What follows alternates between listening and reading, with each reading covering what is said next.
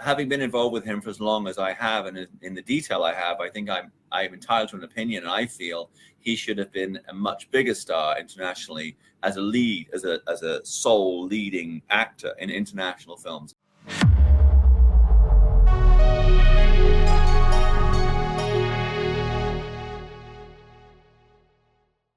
I open up the YouTube app and I see this video essay from Accented Cinema on Tony Jaa's impact on the film industry. And after that, I saw a video from Viking Samurai, the rise and fall of Tony Jaa, what really happened to him. And I felt like it was more of the same stuff I've been hearing all about how Jaa Panam had his meteoric ascent and then he just disappeared. What I didn't hear from either of these videos was any of the stuff that my wife shared with me. So I figured that I'd post a video to share some of the surprising things that I learned from her about Tony Jaa that pretty much everyone making these rise and fall of Tony Jaa videos and articles got wrong. I had some pretty good and correct info in my video, I thought. And as far as Golden Belt training goes, I enjoy his videos when he's at least not talking shit about Steven Seagal.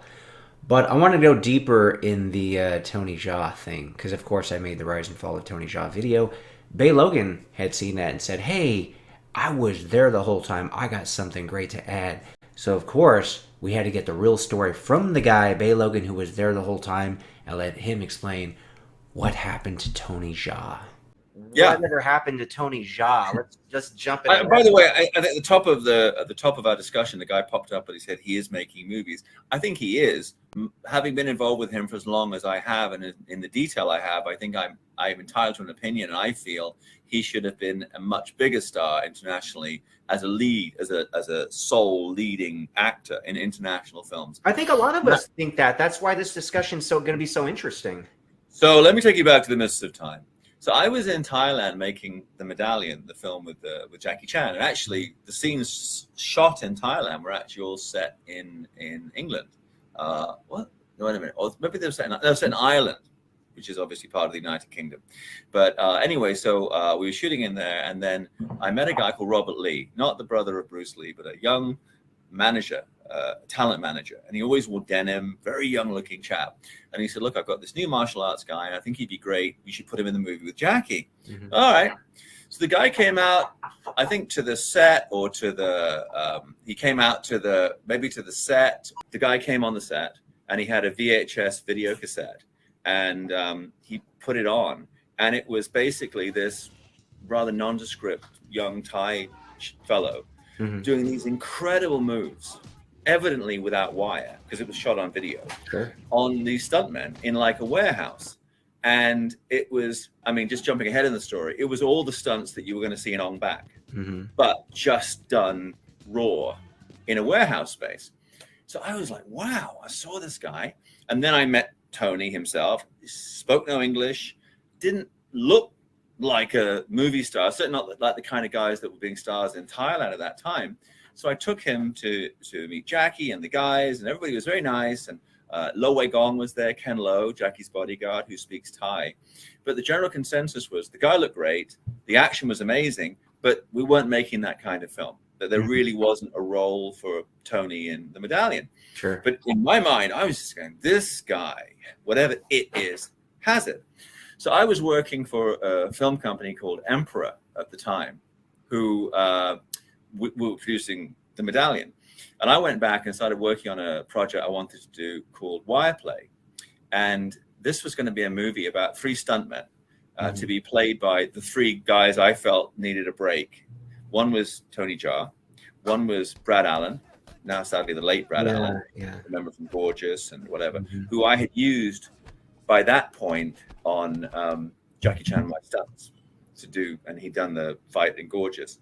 And the third one was Louis and Fan Siu Wong, Louis Fan Siu Wong. So these three in a movie, and they play stuntmen who are doubling and doing scenes on the films. This very arrogant Chinese action actor.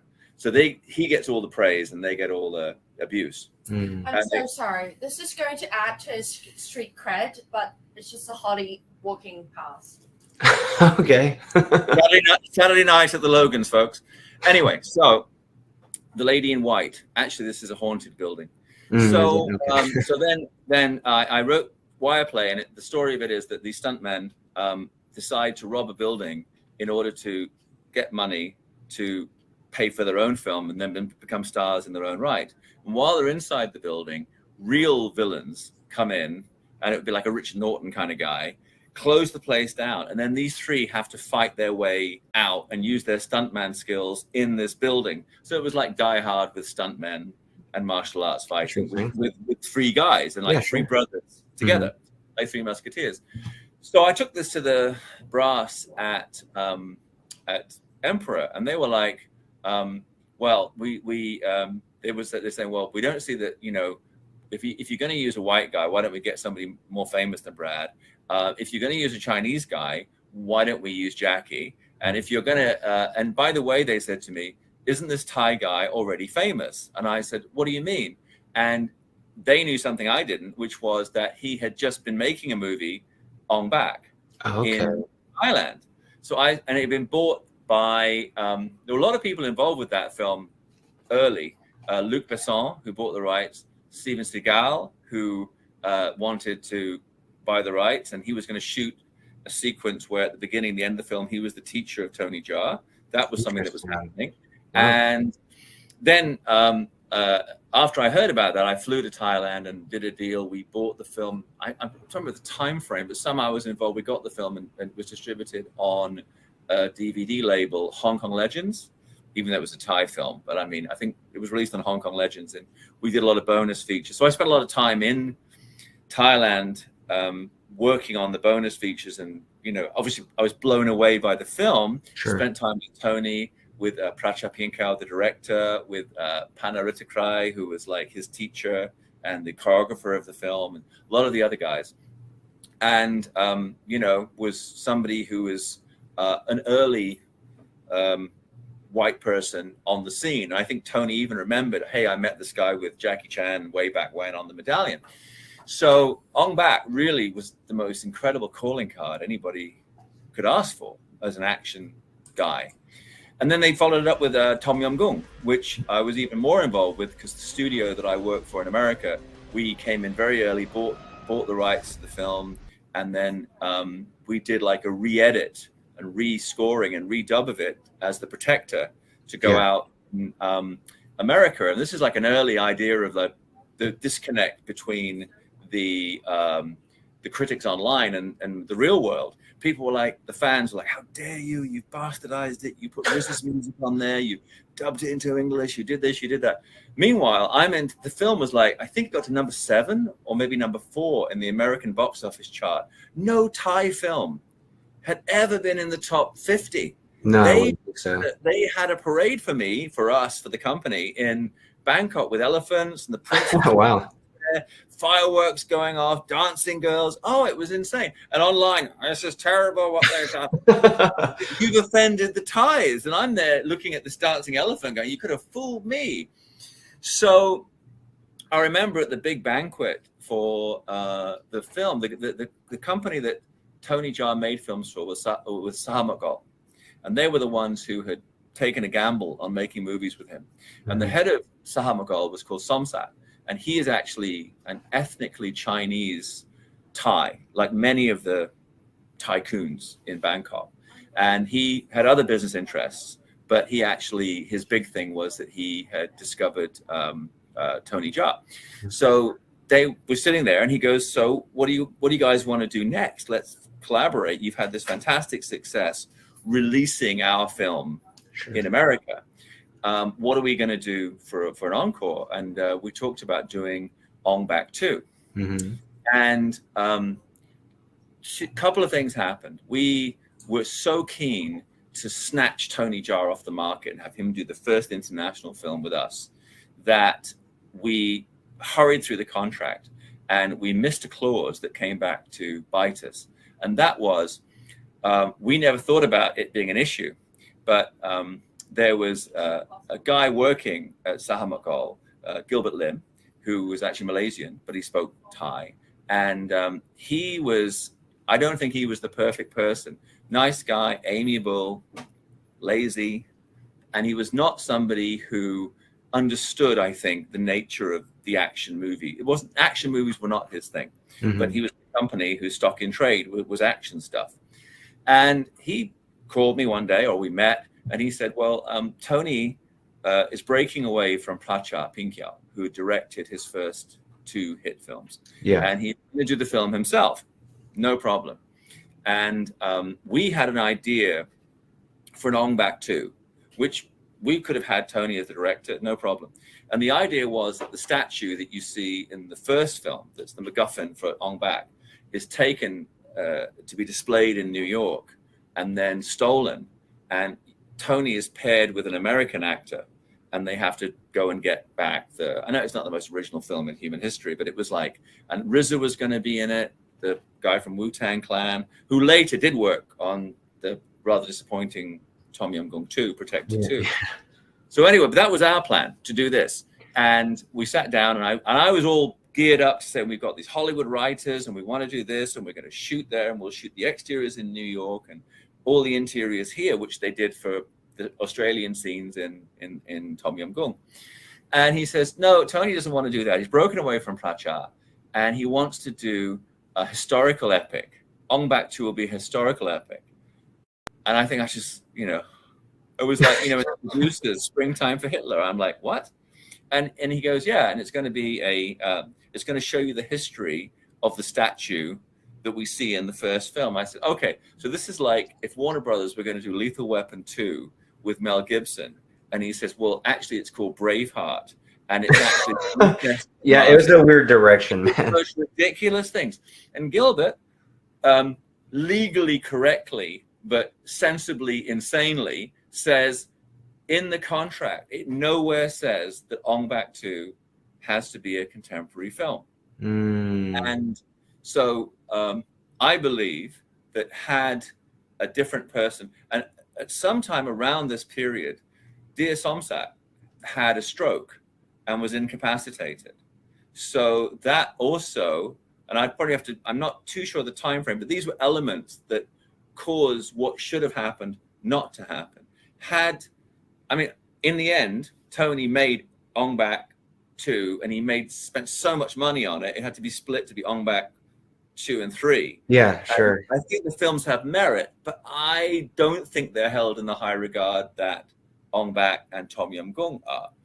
And I think if we had had a free hand to do what they did with Jackie, what they did with Jet and Donnie, well, Donnie didn't need to, but the other people, you taught them English, presented them in a vehicle, partnered with an American lead.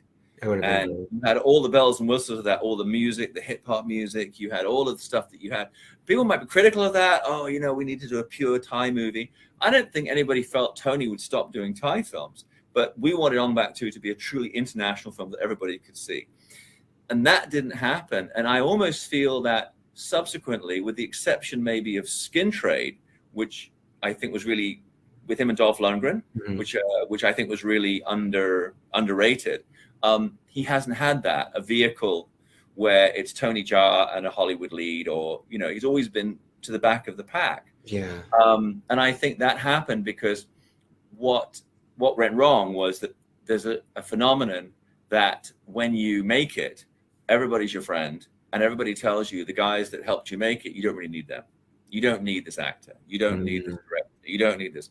And Somsak, I think if Gilbert was a better action movie guy, and if Somsak had not had the stroke, and if Ong Bak 2, and we even said to them, he had another script which was called Man of 1,000 Poisons, or Master of 1,000 Poisons, which was about a young guy who's hired and trained in all the different martial arts around the world by this mysterious millionaire to enter a tournament at the end. And then he realizes that this guy's a bad guy, so he has his big fight at the end. We wanted to use Sammo Hung to play the guy who's hired him, and then they would have a big fight at the end. So a bit like later SPL with Donnie. And we said that, and I even said to them, I said, look, I don't want to get in the way of Tony Jaa, the artist. Suspend our contract. You guys can find money to do an Ong Bak 2 and 3, and go and do the film, and come back later, and we'll do Man of 1,000 Poisons. It doesn't have to be Ong Bak 2. We'll just call it something else. Sure. And to his shame, Gilbert was intractable. He was like, no, we have a contract for Ong Bak 2, and you have to honor it. And the fact that it's a historical piece is your stupidity because you didn't put a line in the contract saying it will be a contemporary film. Sure. It got worse because at the same time, they did a film with this girl, Jaa, called Chocolate, which is one of the most awesome action films ever made. Quentin Tarantino had it as one of his top 10 films of the year it came out. Wow. And what we had done is which is a common practice, the film we really wanted was Ong Bak 2, which we were paying X. And then we were buying Chocolate as part of the deal, and that was Y. But we were paying a disproportionate amount of the Ong Bak 2 money to Chocolate. But that was fine. And Chocolate was an amazing film. But then that deal went away, and I almost feel Jaa's career went away. And I mean, by the way, I don't want to completely, kind of like throw poor Gilbert under the bus. I think he's actually a nice guy, and he's actually been involved with the production, distribution of some really nice art films or different kind of films. He was just totally the wrong guy. As much as Raymond Chow was the right guy to handle Bruce Lee, or like Raymond, Willie Chan was the best guy to manage Jackie Chan. There was nobody on the scene, and Gilbert should have been the guy sitting down with because he spoke English and he knew the market, saying to Tony, "This is what you need to do." But instead, and Tony himself, I don't really want to get into this, but he had some other issues, which were obvious, and I think he was not leading the charge. He was more reactive to what people were saying, and later reconciled with Pracha, Pracha had also directed Chocolate, and he basically gone, okay, I'm not going to work with Tony, I'll do a movie with Jaa, and it was really, really awesome. I kind of felt not just Tony's career, but Thai action cinema kind of lost momentum after Chocolate, and there was nothing that really made you go, whoa. And what was missing for Tony? I mean, I think he's still working. He still does impressive fight sequences, but he should have been on the level of a Jackie Chan or a Donnie Yen or an international Asian action lead. Maybe I could have been more of an effective agent for change with him at that time, but it just felt like, oh my God, cue the Plague of Frogs, Somsak, and then you're doing the period one, and then this is happening, and then that's happening, and you just felt like the odds suddenly were against Tony, and I think it was a shame. But Tony Jaa, I got to say, I wish him nothing but well, and I feel it was a shame that opportunity was missed. But he may yet come back with a role that defines him, and as an actor. I mean, the funny thing is, I almost feel if you'd given Donnie Yen Yip Man to do 10 years earlier, maybe wouldn't have been as successful. He needed to grow into the role. I would have loved to seen your Ong Bak 2 movie. That would have been way more interesting and commercial. Yeah, that would have been a game changer for sure. There's no. Well, yeah, I don't want to kind of attack, the movies of Ong Bak 2 and 3, because I think they had merit and they had interesting action scenes in them. My own take, I thought that from the very beginning of that conception that you were going to force feed this to people. This is Ong Bak 2 because we say it is. It wasn't, it was not. People were not going to buy it, and I didn't from the get-go. But they were intractable, and so you were stuck with the situation you were in. And we eventually backed away from it, and kind of got out of the Tony Jaa business. Oh, but I also sent you a bunch of pictures of another thing. After Chocolate came out, I was in Bangkok with your man Jean-Claude Van Damme, and I said, "Listen, you got to look at this movie." So I showed him Chocolate, which I think at that time, I don't even know if it had been released, but we were releasing it, so I had a copy of it, and our company was releasing it potentially. And I showed it to him, and he was like, "Holy moly, this is great." Well, he didn't say that because he's French, or Belgian rather. So he said it in French, but anyway, the equivalent of "Holy moly" or "Sacre bleu." And then I invited Pracha, the director, to come over to his hotel, and we all had lunch and talked about doing a movie which would have been him with Jaa. And actually, I still have that idea in the back of my mind that it's a script now called Forget Me Not. And I don't have to be Jean-Claude, but it could be another another European, let's say, martial arts action guy, maybe from the 80s, paired with a young, Chinese, in this case, street fighting street urchin fighting girl, which Jaa would have been if we could have made the film. And again, looking back on my own development as a producer, I'm like, why didn't we make that film? And to this day, I'm really not sure. Well, I think the other problem was that I was keen to do it with Jean-Claude and Jaa, and she was contracted to Sahamagol. And as I say, it was very difficult to negotiate with Sahamagol because of, you know, it sounds like I'm really trashing him, but I mean, it was just difficult that time because it was hard to get Gilbert to commit to stuff. So that was the issue there. And I think if you look at the initial run of Sahamagol action stuff, it was at one level, and then for some reason it petered off. And then Pana Rittikrai passed away, rest his soul, a few years after that, who was like the action guy making all that stuff happen. He'd been doing these insane, cheap, stunt-filled Thai movies for a long time, using Tony as a stunt guy in them before that. Yeah. So that was the Tony Jaa story.